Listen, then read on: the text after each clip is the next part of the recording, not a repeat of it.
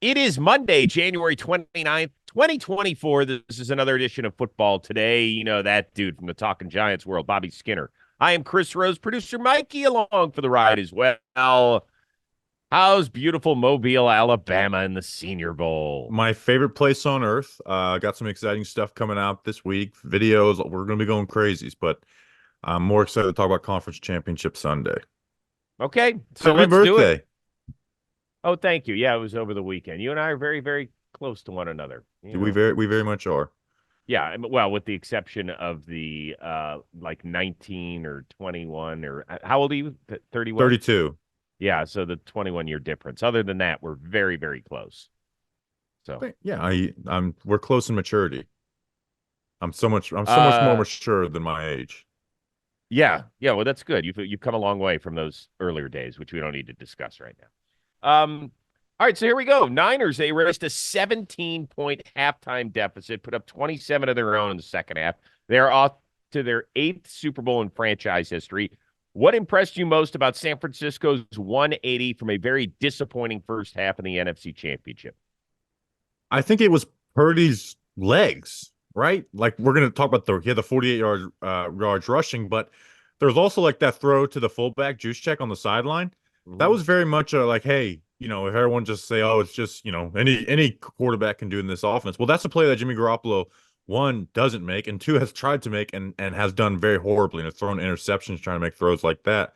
But those Purdy using his legs in this, they were able to create explosives, right? They had 8 20+ yard plays on their 6 scoring drives. Every scoring drive had a 20+ yard play. I liked it that they didn't stop running the football too. You know, so many teams they get down big and they forget. Well, the other team, had a 17-point lead. Well, we couldn't outscore another team by 17 if we have to in our half of 30 minutes. It's just you get into this mentality like, my God, we're running out of time, so we have to pass every play. I felt like they stayed true to themselves. I loved it that Purdy played as well as he did. I still don't think San Francisco's defense was I mean, they really struggled in two games against Green Bay and now Detroit so far. Against Detroit, that's no big shock. Detroit has been, it feels like, running all over everybody. But man, this was the second straight week where it felt like things had to go perfect for the Niners in the second half for them to kind of escape more than anything. I don't know how you felt. When I was listening to them being interviewed after the game, they weren't like happy about going to the Super Bowl. I think they know, like, holy shit, we escaped these two games. Absolutely. And I think there's real worries with that defense, right? They got, I think they stepped up big in the second half, especially in the trenches. I think that was the biggest difference between the first and second half, where in the first half they were getting bullied, and in the second half they were able to make some plays, get to, both had the sack and make some stops in the run game. But yeah, defensively, like they are just not they have all these great players, but they are not sound. Like I think losing D'Amico Ryans was like a huge loss Mhm. for them. And I follow some 49ers analysts and they talk about like I just don't think this defense is well structured. Um, but this is where Purdy deserves his credit Yes. because again, if you we don't have to sit here and pretend he's one of the top, five quarterbacks in the NFL, but what we can say is that past 49er iterations aren't winning this game. It's over. We're talking about another Shanahan playoff loss, and instead they are in the Super Bowl. Do you think that had they not come back yesterday, that part of the narrative, as bad as Steve Wilkes' defense had been pretty much through six quarters of playoff football, do you think part of the narrative would have shifted to, okay, Niners have tried this cute thing. They tried Jimmy G. That didn't work. They tried Trey Lance. That didn't work. We don't know if he'll ever get a shot at being a starting quarterback in the NFL. And now Brock Purdy, Mr. Irrelevant, awesome run, but they need to really do something. I don't know if that's Kirk Cousins. I don't know if that's trade up and get a highly thought of draft pick or something else. Do you think that would have been part of the story? Absolutely. I don't even think that conversation's fully dead either. The first half was bad. Once again, an interception on what route? We said 20. Every interception for by Brock Purdy is the same exact dig route over the You're middle. right. Now he got his hand hit, but part of that is, that's on Purdy seeing that pressure up front. Also, the Lions had a coaching point of getting their hands up on up front, like, hey, he's a timing quarterback, get your hands up, and they had a good amount of passes deflected. Um, so yes, but again, it's not this huge. I mean, Purdy was able to make plays with his legs, right? Do some stuff. He still processes the field well, but he's also has these misses and these bad plays. And their biggest play of the day was a bad throw by Purdy, ended up turning into an Ayuk huge play. Yeah, I don't think the way I heard it from Kyle Shanahan, he didn't feel like it was a bad throw. Well, it He wasn't a felt, good throw, it's say. yeah, but you know what? I mean, you're trying to give your guy a chance 50 yards downfield to make a play, and Kindle Vildor did a remarkable job covering it. Ball just bounced off his face mask, and I don't know. I think sometimes we're so reluctant in sports to give other people credit.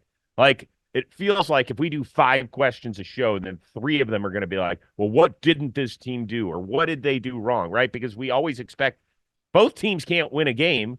So somebody has to make a good play occasionally. And that means sometimes throwing a 50-50 ball up. Right. I mean, when he threw it, that's presumably a 50-50 ball. If you're, I mean, it's, it touched I mean, the defender. If you don't have if Ayuk goes up and just makes a play on the ball, that's one thing, giving your guy a chance. But he didn't give Ayuk a chance. The defender gave Ayuk a chance by, passing the ball to him. Yeah, I mean, I think I think Kindle Vildor got tripped up a little bit, and I thought that they kind of bumped Yeah, but into are you one going to give another. Purdy credit for that one? Not credit, but I don't think that it was a bad throw either. I'm not gonna agree with that because I think that that's the throw. Shanahan said it afterward. He's like the safety bit. He came down, so it's 1-on-1. That's a throw we want him to make. Oh, And if it's I didn't say it was a bad decision, but the throw itself, I think, was not very good. okay, yeah, we'll see him in Las Vegas. Lions in the meantime. Oh boy. They remain one of 4 teams that has never made the Super Bowl. Dan Campbell came under some fire. He had 2 spots in the second half where he could have kicked field goals. The last one where he could have kicked it from the 30 of San Francisco down 3 midway through the 4th is the one that really has everybody barking. So after the game, coach was asked, do you regret those decisions?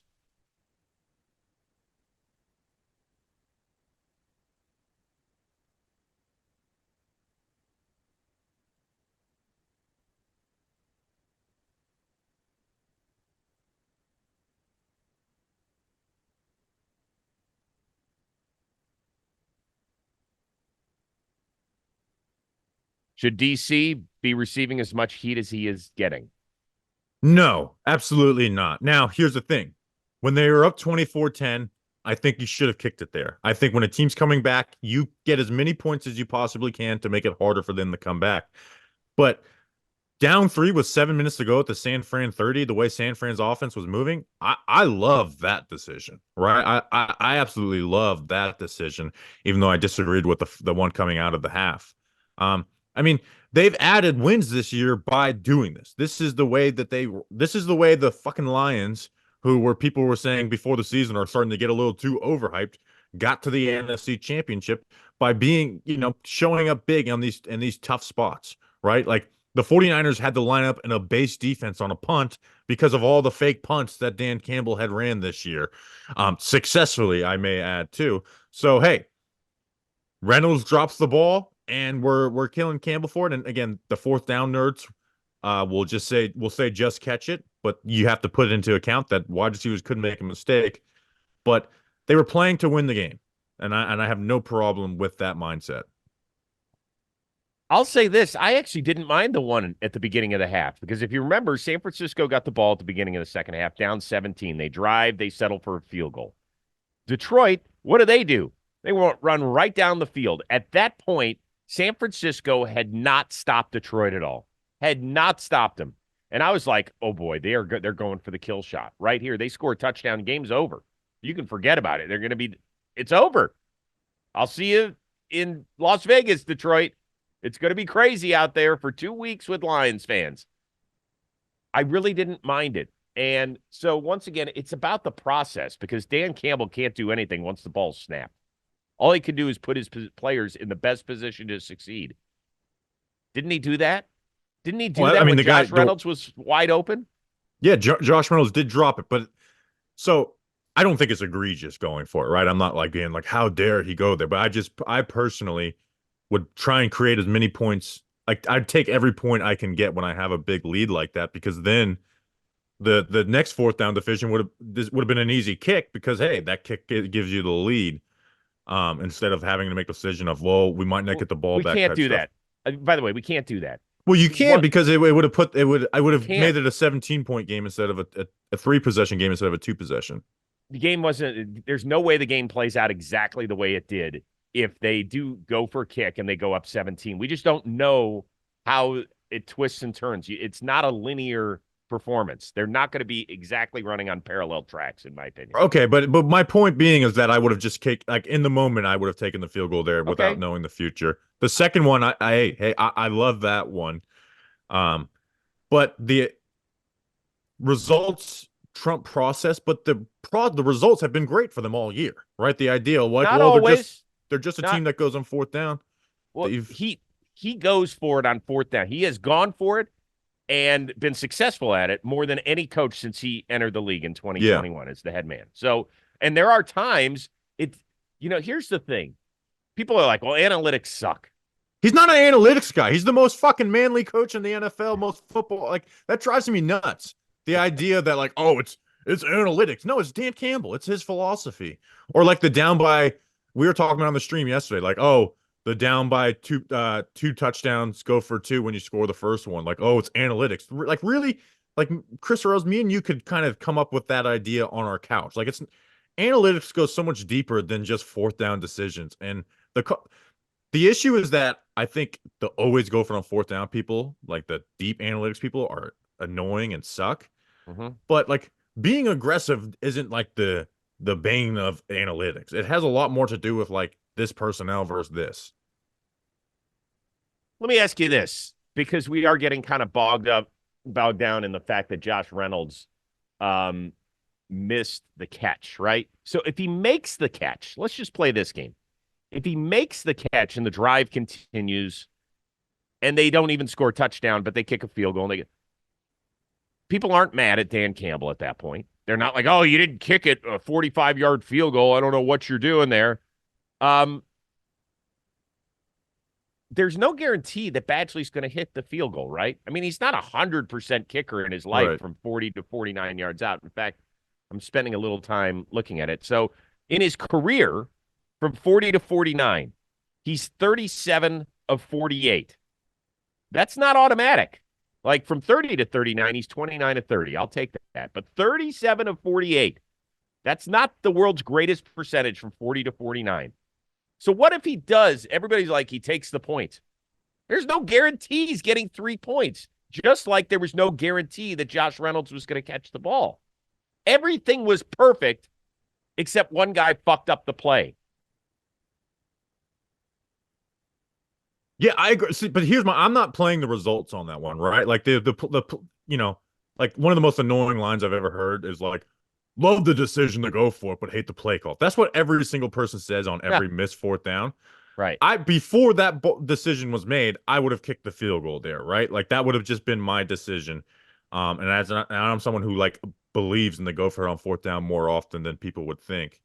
I just think once you have that lead, you know, take the easy points that you can get.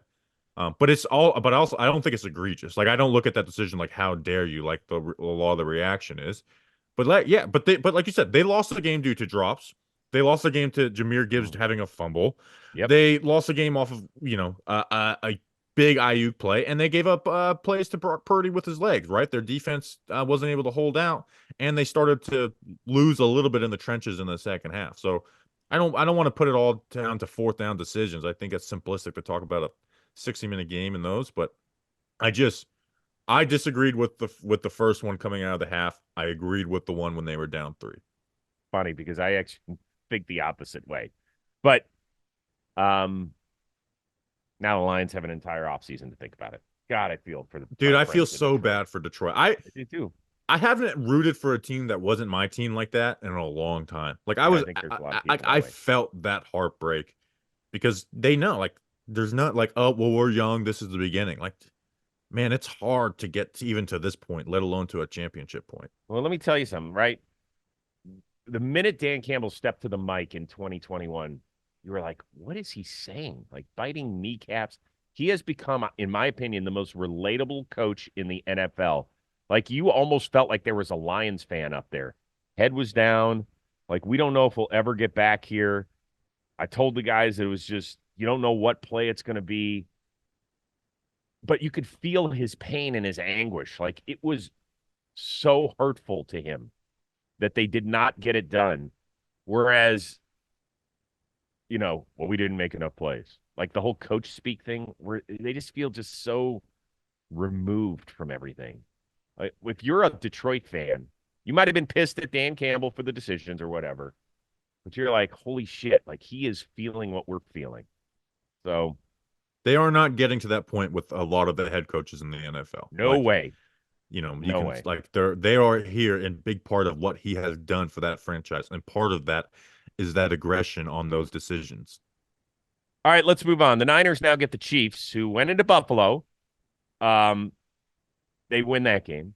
Then yesterday they go into Baltimore. They did not score in the second half, but now they're off to their fourth Super Bowl in the last 5 years. Now, let's remember about the discussions we had. Midway through the season, Kansas City looked like it had no shot. How did the Chiefs right the ship here? It's simplistic, but it's the fact that you have the best quarterback in the NFL. You have a tight end who has the most playoff catches in NFL history now. Mm-hmm. And you have an awesome defense on the other side with the defensive coordinator who's been there and done that multiple times. Like it's simplistic, but that's what it came down to. Is their defense stepped up, and Mahomes and Kelsey made the big plays. Kelsey was 11 for 11 on his targets, and you had a 4th and 2, 13-yarder on the first play of the game. Let's talk about fourth down now. A touchdown from the 19-yard line, and all these guys, like he was covered on all these, and he just made the plays. A better player than Kyle Hamilton on those plays. 3rd and 1, 6-yarder, a 3rd and 5, 10-yarder that led to touchdown. And then even the 3rd and 24, he catches a 9-yard pass that got on the field goal range. Like all of their points came off of Travis Kelsey conversions. Yeah. Well, let's start with obviously the simple stuff. Mahomes is ridiculous. I don't think that there's a problem with having a question. I remember asking a buddy of mine with whom I work at NFL Network. His name's Chris Wirtz. And it was before last season, I think. And I said, at what point, like, how much more does Mahomes have to do before he enters into that discussion? And we all know what that discussion means. He's like, he probably has to win a couple more and probably be in like 3 or 4 more Super Bowls or something. Like, I think we're there. I think we're there. He has played so beautifully in these 3 games, and his numbers weren't gaudy yesterday at all. But he just makes every right play. There's so few. You know, he wasn't even sacked in the playoffs yesterday or until yesterday. He hasn't. And they don't have good tackle play either. Oh, horrible. Horrible. And I think Nick Allegretti is his name, who replaced Joe Tooney, did a remarkable job. It was Trey Smith who took him on a freaking shot of another touchdown with 2 back-to-back penalties. Harrison Butker kind of saved his butt on that one. But, like, Mahomes makes when was the last time he made a play where you're like, God, that was stupid? Like, I think maybe the Jets game, Right. which they ended up winning. Obviously there's probably been some in between, but yeah, he's the best. Like, I don't think I know people tried to like do Josh Allen and this, but like I think anyone who is even having like a conversation of who the best quarterback in the NFL is right now is simply just bored. Like I won't even entertain any conversation that any quarterback's better than him. I think he's on his own tier player. Yeah. And by the way, I mean, yes, I'm not going to dismiss Tom Brady's 7 rings. And I know that it gets a little stale. Like, who can? It's the whole Jordan LeBron argument. I get it. But I've never seen somebody at age 28 play the way that he has. He feels like he's in total control of the game. And by the way, wasn't this the year that the Chiefs had no shot whatsoever? Yeah. This was the year there was, and we could talk about Tony, lunatic. Their receivers, like Rashee Rice has become like their best receiver. I don't even know if I don't even know if I think Rashee Rice is like even a good receiver. I think he might just be like the best on a bad group, even though I do like Rice a little bit. Shout out the Senior Bowl last year. The only reason like you can't just say, oh, he's the best all time is just because of what Brady did was so unreal. I mean, he has more Super Bowls than any other franchise even has. Hmm. Won one at 43 years old. So you could say, hey, Mahomes is on pace with him. It's hard to unseat Brady. But again, I don't even like you said, it's a boring. He's great. Like it's the fact that you can talk about him in that category means he's, you know, if not the best ever, one of the three best. Yeah. I mean, I think that I know we've kind of combined our questions 3 and 4 here on the day, but it just he is beautiful to watch. He really is. It's almost like there should be music playing in the background when he, like classical music, like when they used to do the old NFL film stuff and have it out there. It just feels like every play is a work of art for him. His ability to keep plays alive with his legs. He had that one play where he had almost 10 seconds to throw, and then he throws the little pop up that Kelsey Mm-hmm. catches. I don't know who else makes that play. And let's remember at the beginning of the year, what did we do? We stacked all the quarterbacks in the AFC. We're like, okay, Burrow's here, and Deshaun is here, and Lamar is here, and Aaron Rodgers is here now, and Justin Herbert continues to improve, and all the kids in the AFC South, they're all going to grow up. Trevor Lawrence is right on his heels. He just probably looked at him and was like, go ahead, keep doubting. I mean, you saw last week in the locker room after the win in Buffalo. He was like, they wanted this. They wanted this. And I think he wasn't talking specifically to the Bills. I felt like he was talking to the rest of the AFC. Well, no, like oh, he's never been on the road. Well, he just went on the road versus Allen and Lamar, and was the better quarterback in those plays. And the NFL has changed since he started, right? In the beginning, it was just explosives, crazy throws. That's not really what it is right now. Now it's like, okay, defenses want to change. They want to stop the explosives. Mm-hmm. I don't have Tyreek Hill anymore. I don't really have the explosive. Like Kelsey has, lost a bit of a step despite still being a great player in these moments. Um, that hey, but I am going to adjust better than anybody. He's not even in his prime, right? Like think about how many think about how like quarterbacks who struggle in the beginning or show flashes and get better. Like Goff is one, right? Where it's like, hey, this is stuff he didn't see at that age. He's still going to start to see stuff better and better. And we've already seen once the league adjusts back to like, hey, we want to stop giving up these efficient drives. Well, guess who's going to be the best at creating explosives? Patrick Mahomes. And I hope they, end up getting another great receiver in there eventually too for him to get the most out of. But yeah, he's the best in the and of this era to me by far. Like I won't even entertain any arguments against it. Yeah. And Andy Reid, you got to throw some flowers in his direction too, because I have a feeling, we talked last week about some of these legendary coaches that are on the free agent market right now, and we don't know if any of them are going to get jobs. It certainly doesn't sound like it. But if Andy Reid were available right now, how many teams would snatch him up? I mean, if he could be traded for, everyone Right. would go for him. So yeah, Yeah. he's done. And Spags, I know we're going to talk about the Ravens, and that would play into Spags a little bit, but Hmm. man, he's gotten the most out of that group. I mean, number two defense in the NFL. We had the MVP QB and number one defense. They lost to the number two defense and the other MVP quarterback. Yeah. So let's get to it. Lamar and the Ravens, they fall short. He's probably a week and a half from getting his second regular season MVP, but he looked a bit out of sorts in the AFC title game. How much of the blame should go in that direction?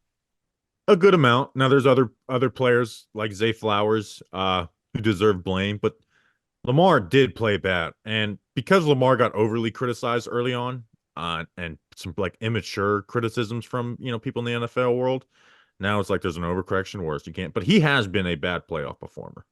Like he's had good game last week in the second half, Really the good. the Titans game, but he has had more really bad playoff games since he became that guy, not to count in that first year.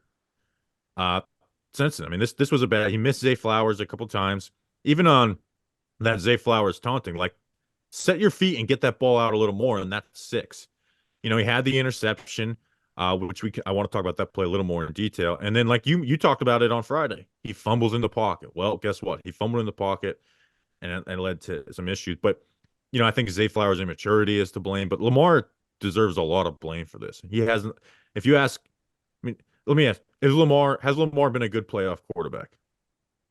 No. I mean, No, I mean, good? it's No, Yeah, no. it doesn't mean Lamar's not a great player. Obviously, he's not, but he has not been good in the playoffs as a quarterback.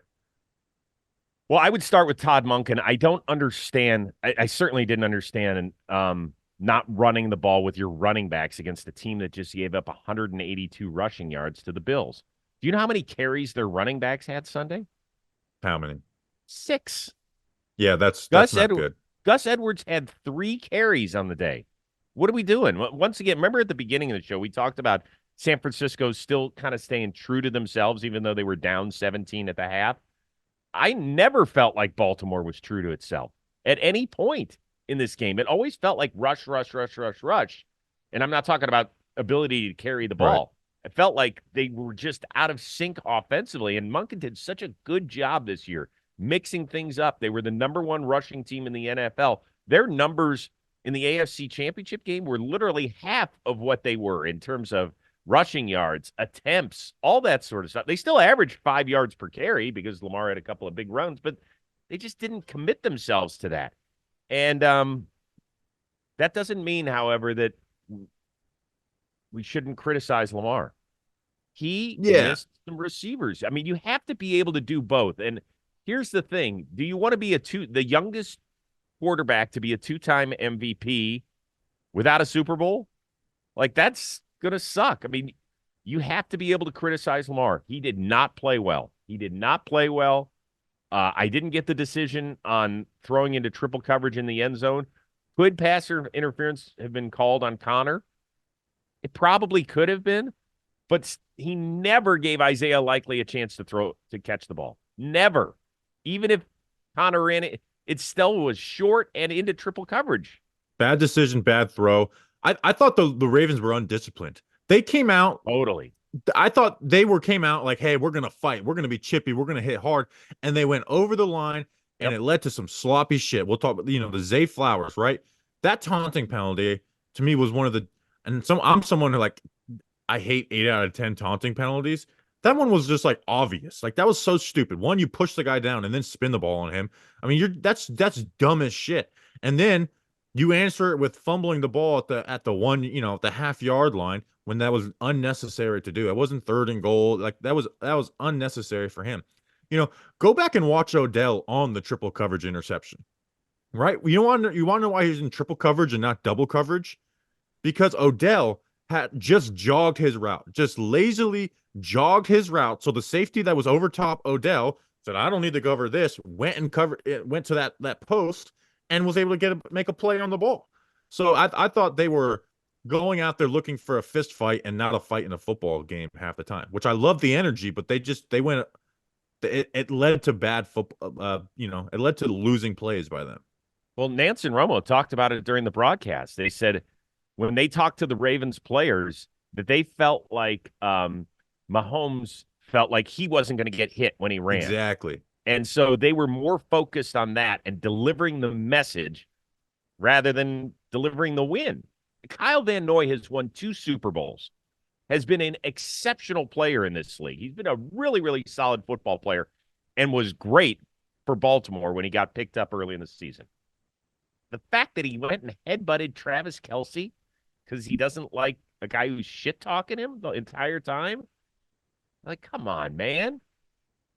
Which is again, I love the idea of, hey, we're gonna be physical, right? We're gonna step up to you. But when that leads into undisciplined stupid shit like the Van Noy thing, like the Zay Flowers thing, and then you followed it up with a fumble, you followed up with throwing into triple coverage, it felt like they just were like, it was just over, it was not over the line in sense of like, this is unacceptable, how dare you type thing, but over the line of like, you screwed yourself. You screwed yourself by being dumb. And I think I'll finish with this with Baltimore. I said going in the weekend, I'd be shocked if the Ravens don't kiss the Lombardi Trophy for the 3rd time as a franchise. And I still feel that way. I'm really shocked because of the way they played throughout the entire season.